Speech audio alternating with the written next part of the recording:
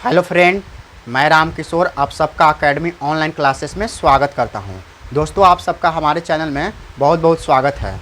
तो फ्रेंड देखिए, हम लोग मैथ पढ़ रहे थे और मैथ में हम आपको मेंसुरेशन पढ़ा रहे हैं और मेंसुरेशन में हम आपको बताए थे कि 2D पूरा ख़त्म हो चुका है और इसके पहले हम घन भी बता दिए थे। तो घन, घना, बेलन, शंकु, गोला, ये सब जितना आता है 3D में आता है, यानी त्रिविमीय में आता है।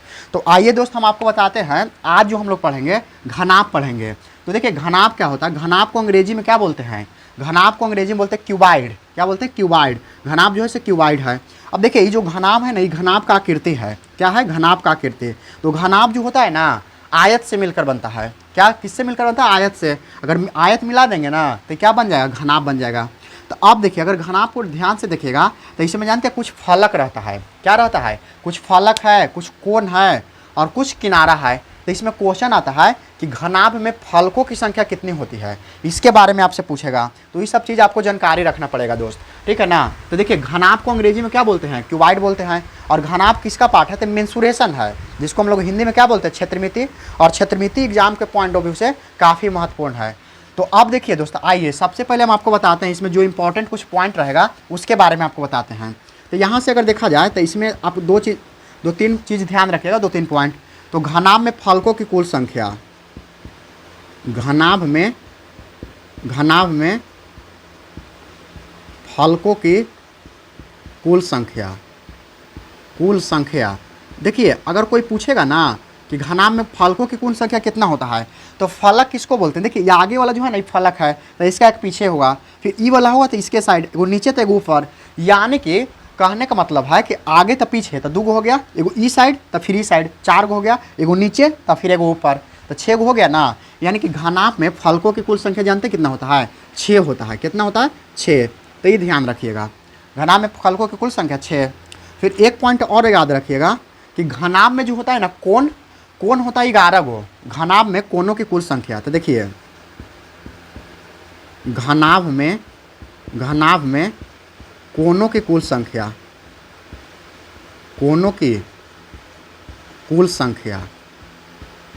तो देखिए, कोण मतलब समझिए ना, तो कोना समझिए, बोलचाल के भाषा में ना बोलते हैं कोना, यानी जो कोण बनता है ना वही आपको ध्यान रखना है।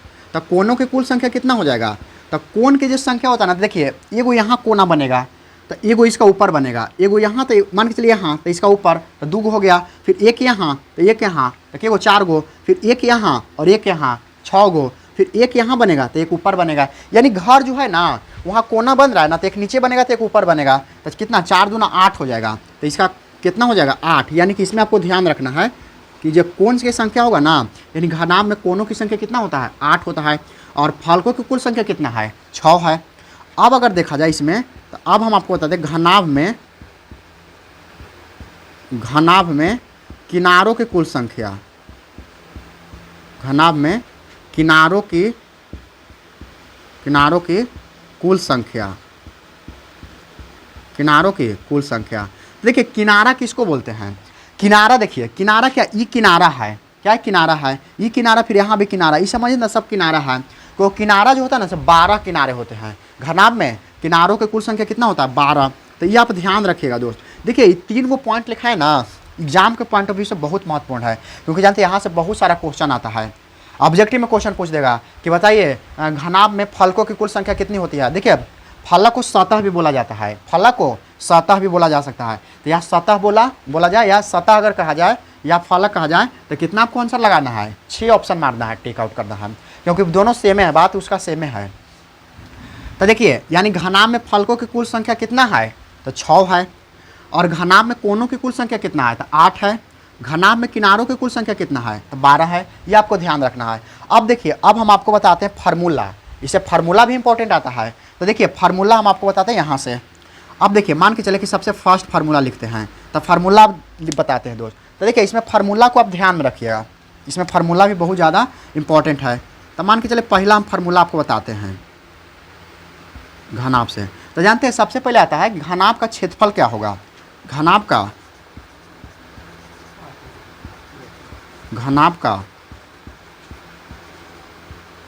क्षेत्रफल। तो जानते हैं घनाभ का क्षेत्रफल क्या होता है? घनाभ का क्षेत्रफल आप ध्यान रखिएगा, इसमें होता है 2 इंटू लंबाई गुने चौड़ाई होता है। 2 इंटू लंबाई गुने चौड़ाई, ना तो हिंदी में लिखते हैं 2 इंटू लंबाई और गुना क्या होगा चौड़ाई हो जाएगा। देखिए ये चौड़ाई शॉर्ट में लिखल है 2 इंटू, ये लंबाई है समझिए, तो 2 इंटू लंबाई गुना चौड़ाई प्लस क्या होगा चौड़ाई और गुना क्या हो जाएगा ऊंचाई हो जाएगा, और प्लस ऊंचाई गुना लंबाई होता है, क्या होता है ऊंचाई गुना लंबाई, ऊंचाई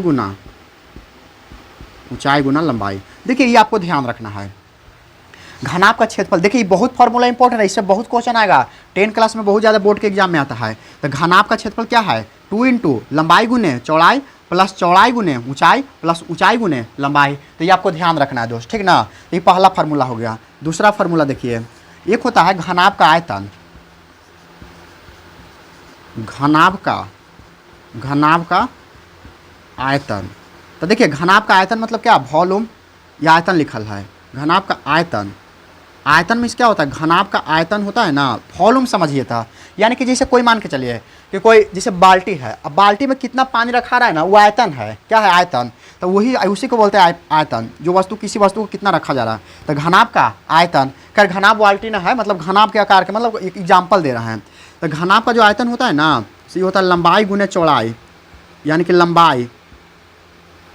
लंबाई क्या होगा लंबाई गुने चौड़ाई होगा, लंबाई गुने चौड़ाई गुने ऊंचाई। देखिए इसको पूरा हम आपको लिख दे हैं, लंबाई गुना चौड़ाई गुने ऊंचाई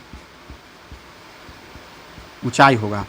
यानी कि देखिए अगर घनाभ का आयतन पूछेगा तो क्या होगा लंबाई गुने चौड़ाई गुने ऊंचाई होता है। यानी कि इसको शॉर्ट में LBH भी बोला जाता है, L से लंबाई, B से चौड़ाई और H से ऊंचाई। तो इसको आप ध्यान रखिएगा, LBH भी बोलते हैं, तो इसमें आप ध्यान रखिएगा, ठीक ना।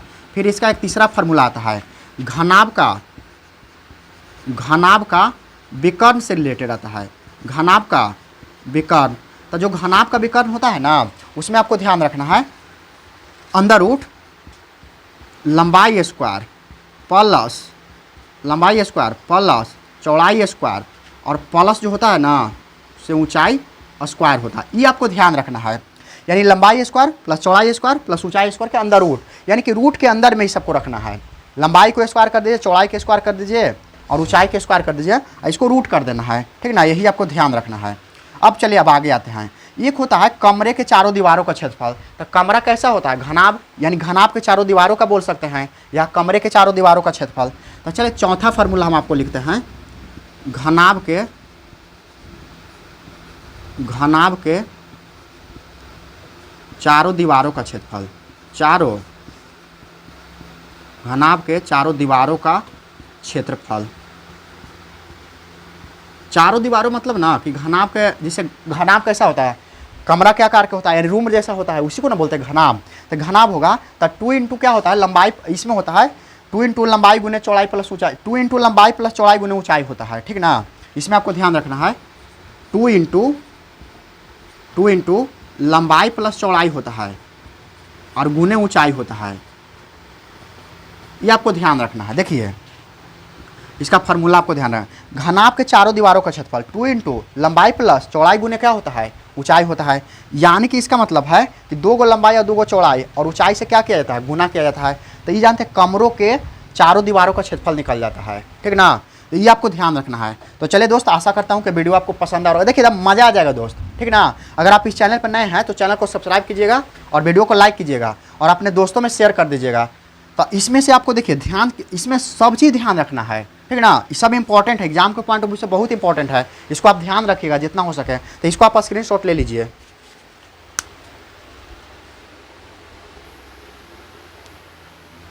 तो चलिए दोस्त आशा करता हूँ कि आप इसको स्क्रीनशॉट ले लिए होंगे और इसको याद कर लें। तो देखिए एक बार और हम आपको समझा देते। देखिए ये हम आपको थ्योरी बता रहे हैं, अभी क्वेश्चन हम आपको नहीं करवा रहे हैं, थ्योरी बता रहे हैं। देखिए हम लोग क्या पढ़े घनाभ पढ़ रहे हैं, घनाभ के अंग्रेजी में क्या बोलते हैं क्यूबाइड बोलते हैं। और क्यूबाइड की आकृति है, यानी घनाभ का क्या है आकृति है। तो घनाभ किससे मिलकर बनता है तो आयत से मिलकर बनता है, ठीक ना, आयत से मिलकर बनता है। अब देखिएगा तो घनाभ में कुछ फलकों की संख्या होती है, घनाभ में फलकों की संख्या। तो घनाभ में फलकों की कुल संख्या कितना होता है तो 6 होता है, कितना 6 यानी 6। उसके बाद घनाभ में कोनों की कुल संख्या कितनी होती है तो घनाभ में कोनों की कुल संख्या 8 होती है, कितना होता है 8, ये आपको ध्यान रखना है। फिर घनाभ में किनारों की कुल संख्या कितनी होती है, यानी कुल संख्या। तो किनारा कितना है 12 गो, तो यही आपको ध्यान रखना है। ये 3 गो आपको पॉइंट तो ध्यान रखना ही रखना है। ये 3 गो 4 फार्मूला भी याद रखना है। क्यों? क्योंकि फार्मूला से आपको क्वेश्चन बनेगा और यहाँ से ऑब्जेक्टिव क्वेश्चन आएगा, तो ये चीज़ आपको ध्यान रखना है, ठीक ना। तो चलिए दोस्त, आप देखते हैं जो इंपॉर्टेंट फार्मूला था। सबसे पहले घनाभ का क्या होगा? क्षेत्रफल। तो क्या होता है क्षेत्रफल? तो 2 इंटू लंबाई गुने चौड़ाई होता है, प्लस चौड़ाई गुने ऊंचाई होता है, प्लस ऊंचाई गुने लंबाई होता है। तो ये आपको ध्यान रखना है। अब अगर देखिएगा तो लंबाई चौड़ाई ऊंचाई आपको देल रहेगा और उसमें आपको क्षेत्रफल पूछ देगा, या वक्र पृष्ठ क्षेत्रफल उसी को बोलते हैं। अब अगला क्वेश्चन नहीं, कॉन्सेप्ट है जो फार्मूला है। घनाभ का आयतन तो लंबाई गुने चौड़ाई गुने ऊंचाई है, यानी कि तीनों अगर आपस में गुना कर देंगे तो क्या निकल जाएगा? आयतन निकल जाएगा। अब अगर देखा जाए तो घनाभ का एक विकर्ण होता है। क्या होता है? घनाभ का एक विकर्ण है। तो विकर्ण क्या होता है? लंबाई स्क्वायर प्लस चौड़ाई स्क्वायर प्लस ऊंचाई स्क्वायर के ओवर रूट, मतलब इसको रूट कर देते हैं, ओवर रूट कर दे, ओवर मतलब ऊपर, तो इसको रूट कर देते हैं। अब ध्यान रखना है कि घनाभ के चारों दीवारों का क्षेत्रफल, यानी घनाभ किसको बोलते हैं? कमरा को बोल सकते हैं ना।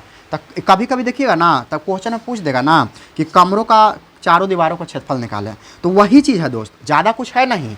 आपको बस क्वेश्चन को घुमा दिया जाता है, घनाभ ही रहता है। तो घनाभ के चारों दीवारों का क्षेत्रफल क्या होगा? तो 2 इंटू लंबाई प्लस चौड़ाई गुने क्या होता है? ऊंचाई होता है।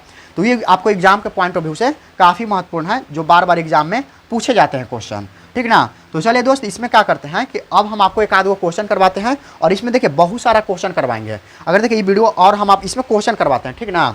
ज़्यादा वीडियो लंबा ना होगा, हम आपको प्रयास करेंगे कि इसमें क्वेश्चन करवा देंगे। एक वीडियो इसका पार्ट 2 के घनाभ के और आएगा, जो कि इसमें आपको ध्यान रखना है, क्योंकि उसी में क्वेश्चन रहेगा। तो इसको आप मिटा देते हैं, आप स्क्रीनशॉट तो नहीं लिए हैं। चलिए देखिए,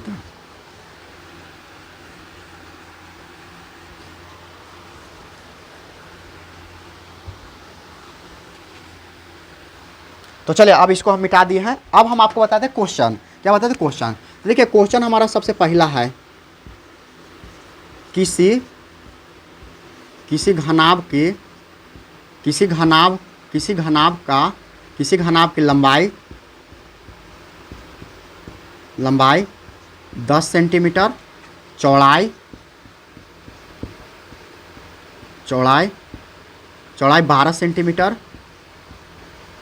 12 सेंटीमीटर तथा ऊंचाई 20 सेंटीमीटर है, 20 सेंटीमीटर है।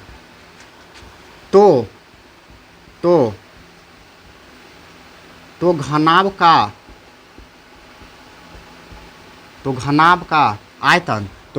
का आयतन तथा विकर्ण निकालें। तो घनाभ का आयतन तथा विकर्ण का मान निकालें। तो घनाभ का आयतन तथा विकर्ण का मान निकालें। देखिए ये क्वेश्चन है दोस्त। अब देखिए ये सब आपको टाइप बता रहे हैं, ऐसा क्वेश्चन एगो दूगो नहीं, बहुत सारा आएगा। तो देखिए क्वेश्चन को समझिए पहले। क्वेश्चन क्या कर रहा है कि एक घनाभ है, यानी किसी घनाभ की, यानी कोई घनाभ होगा। क्या होगा? कोई घनाभ होगा। तो देखिए कह रहा है ना कि किसी घनाभ की लंबाई कितना दिल है? 10 सेंटीमीटर, चौड़ाई 12 सेंटीमीटर तथा ऊंचाई 20 सेंटीमीटर है। तब इसमें आपको कह रहा है कि आपको बताना कि इसका घनाभ के आयतन तथा विकर्ण का मान क्या होगा। यानी कि आपको सिंपल सा बात है कि घनाभ की लंबाई देवल है, चौड़ाई देवल है और ऊंचाई देवल है, और इसमें आपसे पूछ रहा है ना कि बस इसका आप आयतन और विकर्ण निकाल दीजिए। तो देखिए घनाभ कुछ ऐसा बनेगा। घनाभ देखिए, घनाभ बना देते हैं, छोटा ही बनाते हैं, छोटा बनाएंगे, प्यारा सा घनाभ रहेगा।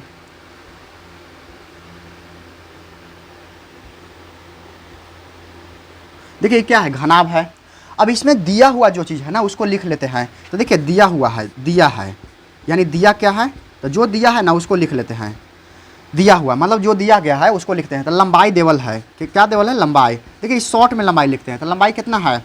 लंबाई है आपका 10 सेंटीमीटर। फिर कहता है चौड़ाई। तो चौड़ाई कितना देवल है? चौड़ाई 12 सेंटीमीटर। कितना दिया हुआ है? चौड़ाई 12 सेंटीमीटर है। फिर कह रहा है ऊंचाई। तो ऊंचाई कितना देवल है? ऊंचाई देवल है 20 सेंटीमीटर। देखिए क्वेश्चन में आपको दिया हुआ है ऊंचाई 20 सेंटीमीटर। अब आपसे पूछ रहा है कि इसका आयतन बताइए, और क्या बता देना है? आयतन बताना है और विकर्ण। तो देखिए तो प्रश्न से करते हैं। तो प्रश्न से यानी प्रश्न मतलब क्या कि प्रश्न के अनुसार तो घनाभ का क्या होगा, घनाभ का आयतन, घनाभ का आयतन। तो घनाभ का आयतन के बारे में हमको बताए थे, क्या होता है, लंबाई गुने चौड़ाई गुने ऊंचाई। तो देखिए लंबाई गुना चौड़ाई, शॉर्ट में लिखते हैं, क्या हो जाएगा ऊंचाई। यानी कि देखिए घनाभ का आयतन क्या होता है, लंबाई गुने चौड़ाई गुने ऊंचाई होता है। तो अब देखिए इसका मान रखिए, तो लंबाई कितना है, तो लंबाई 10 है, तो क्या करेंगे यहाँ 10 लिख देंगे। चौड़ाई कितना है, तो 12 है, और ऊंचाई कितना है, तो 20 है। अब अगर देखा जाए, देखिए ये सब मान पुट कर दे, लंबाई की जगह 10, चौड़ाई की जगह 12 और ऊंचाई की जगह 20। इसको गुना करिएगा तो देखिए 12 दूना 24, यानी कि जानते हैं 24 और कितना 00 हो जाएगा। अब ये क्या होगा, सेंटीमीटर क्यूब होगा, क्योंकि आयतन हमेशा क्यूब में होता है, यानी घन सेंटीमीटर में होता है। तो देखिए इसको सबके गुना करें, 12 दूना 24 और 24 पर 00, यानी कि 2400 सेंटीमीटर क्यूब इसका क्या हो जाएगा, आयतन हो जाएगा। तो ये आपको ध्यान रखना है। तो आयतन तो निकल गया, लेकिन हमारे पास एक और निकालना है, क्या है, विकर्ण। तो देखिए घनाभ का विकर्ण निकालते हैं, घनाभ का। तो देखिए घनाभ का विकर्ण, घनाभ का विकर्ण। तो घनाभ का विकर्ण जानते हैं क्या होता है, रूट अंडर लंबाई स्क्वायर, यानी कि समझते एल स्क्वायर। देखिए लंबाई को एल स्क्वायर, लंबाई मतलब क्या, L square plus B square plus H square, यानी कि लंबाई मतलब एल, तो वो शॉर्ट में अब लिख रहे हैं, ठीक ना। अभी यही करिएगा। तो लंबाई कितना है, लंबाई 10 है, इसका मतलब क्या है कि 10 के आप स्क्वायर कर दीजिए प्लस 12 के स्क्वायर कर दीजिए प्लस 20 के स्क्वायर कर दीजिए। तो अब इसको स्क्वायर करिएगा तो 10 दहाँ को 100 प्लस 12 के स्क्वायर करिएगा तो 144 प्लस 20 के स्क्वायर करिएगा तो 20 20 400 हो जाएगा, 400। तो अब देखिए सबको जोड़ दीजिए, तो 400 है कितना 500, और ई वाला जोड़िएगा तो 600, 600 कितना हो जाएगा 44 हो जाएगा, यानी कि 644। अब जानते हैं इसको खंड कर दीजिए। तो 644 को अगर खंड करिएगा तो देखिए कितना आएगा, यहाँ कर दे, रफ में कर देते हैं, ठीक ना, यहाँ से। तो देखिए 2 से लगाएंगे तो कितना 3 हो जाएगा, 2 2, फिर अगर 2 से करेंगे तो 16 दूना 32, 1। अब कटेगा ये, अब शायद लगता है कि 2 से तो नहीं कटेगा, 3 से भी नहीं कटेगा, 4 से कटेगा नहीं, 5 से नहीं, 6 से, 6 दूना 12, 6 से नहीं, 7 से कटेगा, 7 एकम 7, 9 6 8 दूना 7 से लगता है कट जाएगा, 7 दूना 14, हाँ 7 से ही कट जाएगा, हाँ 7 दूना 14 और 2 बचा ना, 7 तिया 21, इतना से ही कट जाएगा। लेकिन इसको काटने से भी कोई फ़ायदा ना हो, क्योंकि पेयर तो बनेगा नहीं। तो इसको हम लिख सकते हैं, जानते हैं क्या, 2 गुना 2 गुना 161। अब इसको काटने से कोई फ़ायदा होगा नहीं। तो देखिए इसको में क्या करते हैं कि इसको करते हैं 2 गुना 161। तो देखिए जो पेयर बनता है ना उसको बाहर निकाल देते हैं। हमको लगता है 2 का पेयर बन जा रहा है, तो 2 क्या निकाल देंगे, बाहर निकाल देंगे। तो 2 केवल बाहर निकलेगा तो अंदर क्या बचेगा, 161 बचल रहेगा, कितना 161। तो यही आपका हो गया सेंटीमीटर, यानी कि 2√161 सेंटीमीटर क्या होगा, इसका विकर्ण के लंबाई हो जाएगा। तो दोस्त आशा करता हूँ कि वीडियो आपको पसंद आया होगा, और इसी प्रकार से आप इसको वीडियो को एक देखिए, अगर मान के चलिए इसमें समझने वाला चीज़ है। सबसे पहले क्या था कि हम घनाभ का क्या निकाल दिया, आयतन निकाल दिए, और उसके बाद क्या निकाल दिए, विकर्ण निकाल दिए, और इसमें दिया हुआ था लंबाई चौड़ाई सब दिया हुआ है, ठीक ना। तो इसी प्रकार से आप इसको पढ़िएगा दोस्त। तो देखिए आज के लिए हम लोग इतना ही रखते हैं। अगर आप इस चैनल पर नए हैं तो चैनल को सब्सक्राइब कीजिएगा, वीडियो को लाइक कीजिएगा और अपने दोस्तों में शेयर कीजिएगा। और देखिए आप क्या करिए ना कि शुरू वीडियो देख रहे हैं तो प्ले लिस्ट में जाइएगा, क्षेत्रमिति का एक प्ले लिस्ट बना हुआ है, उसमें शुरू से हम लोग पढ़ा रहे हैं, तो वहाँ से जाइएगा, पढ़िएगा, ज़्यादा समझ में आएगा। तो दोस्त आज के लिए इतना ही, फिर हम लोग मिलते हैं एक अगले वीडियो में। जय हिंद,